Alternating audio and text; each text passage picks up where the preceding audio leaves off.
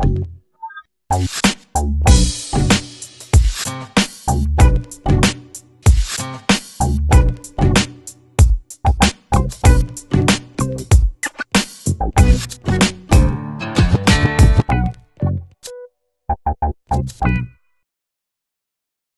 everyone.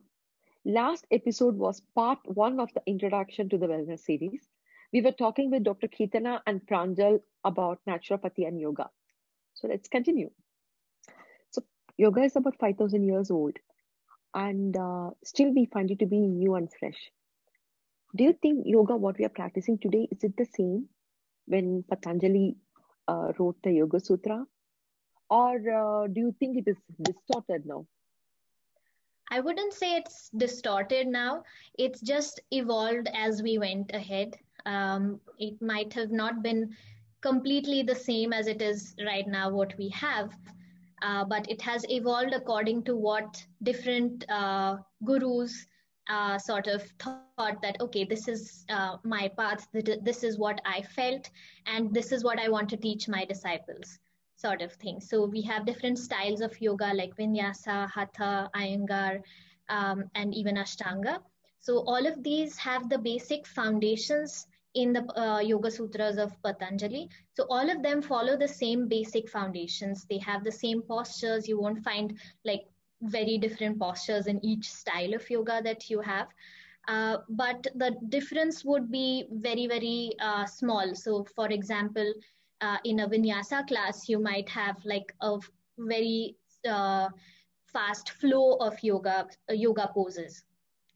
But their pranayam is very similar to other styles of yoga. So another example would be an Iyengar style class, which I teach. We use different props while we are doing yoga. So we use different props to help get people into a good posture, help deepen their poses. But again, the pranayams of the different styles of yoga remain the same. So it has evolved as we went ahead. I wouldn't say it's bad. It's, of course, it's based on experience, and that's what yoga gives you the freedom to do, right? It's an inner learning. So whatever those gurus felt that this resonates with me, they passed on to their disciples, their whoever was learning under them, and it resonated with them. I get it, Pranjal, but I specifically use the word distorted because on social media, I'm seeing so many, like maybe hundreds of yoga classes being offered right now. So I'm not able to believe 100% that every single person who is out there teaching, they would have learned anatomy or, you know, I am not too sure. That's why I asked you that question. Right, that's true. I mean, we if that person has a certification from a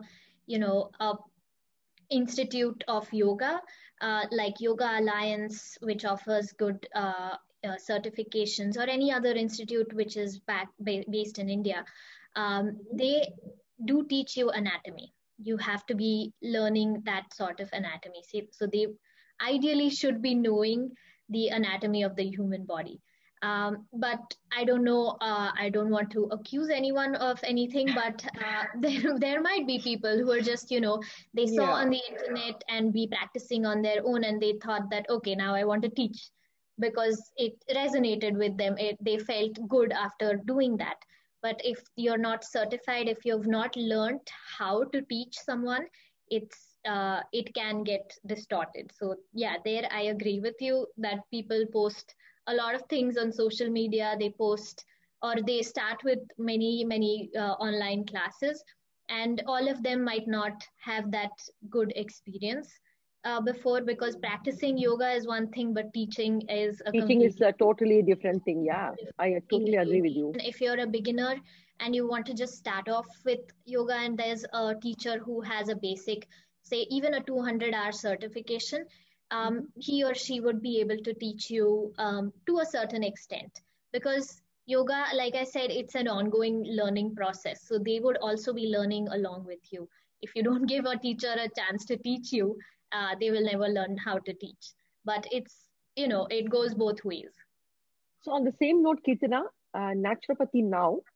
how different it is from when it was introduced. The first, the when it was coined as a naturopathy system, it was actually more stricter than what it was and what it is now.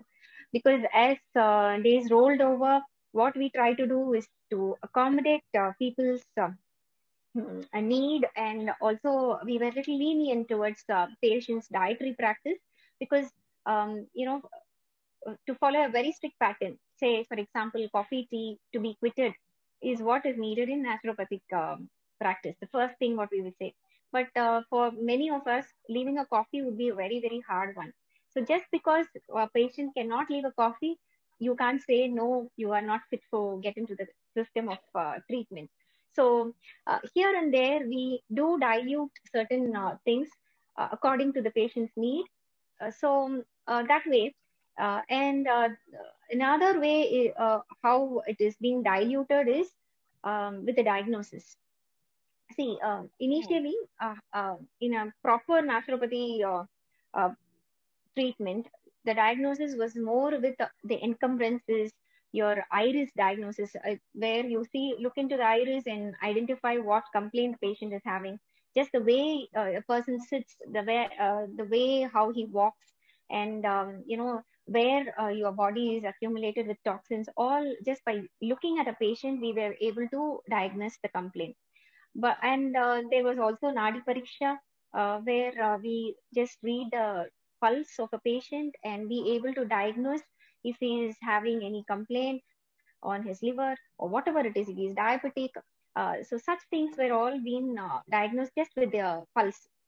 But all these things, as days rolled over, we just started to fall in for the modern sciences, where we started to, stop diagnosing this way, and we just jumped into the modern laboratory diagnosis was more into our diagnosis.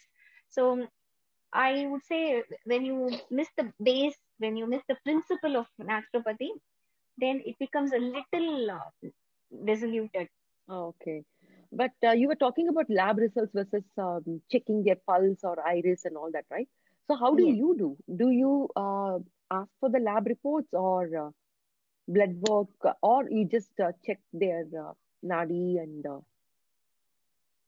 Yes, I do take in both the modern science, laboratory, and the scan reports or blood work. All these things is being considered, and along with that, I do nadi pariksha also. Nadi pariksha is something where we will be able to diagnose according to a person's constitution, the diet which will suit them in specific, and also there is something called acupuncture nadi, where we will be able to know which in the energies in each organ, and we can even diagnose the condition even before it is presented on the organ. So we can tell a patient that they may get a cold, they may get a backache by just reading the nadi. So it is going to help them in curing the disease and also preventing a condition. So I do practice nadi pariksha also. And iris diagnosis is something where you will use a lens to look into your iris, and the iris is just having a beautiful map of our entire body. So in on the iris you will be able to identify the diseased area, the part which is not functioning properly. If you are diabetic, if you are hypertensive, all that will be what should I put it, as a mark or um, some lines or dilations. So those indications helps us to find out that there are some changes in the body, and accordingly we can plan the treatment. so Ketna, that was really, really interesting. Like I never heard or I never knew that someone could look into your eyes and then diagnose a disease, which was like, it's amazing. What are the diseases or ailments that we can cure through naturopathy? Um, Both acute and chronic cases can be handled very beautifully in naturopathy. Usually, people think only chronic ailments can be handled, but acute cases like fever, common cold, headache, all these things can be handled very beautifully. Even at a home, you can get find remedies if you get educated with naturopathic principles. So, for a small headache, say if you have a headache, just a hot foot bath can help you to relieve the headache immediately. And the same way, in case of fever, little bit of fasting, and some herbal medication according to one's need, along with acupuncture and simple hydrotherapy treatments, we can come out of a simple viral fever.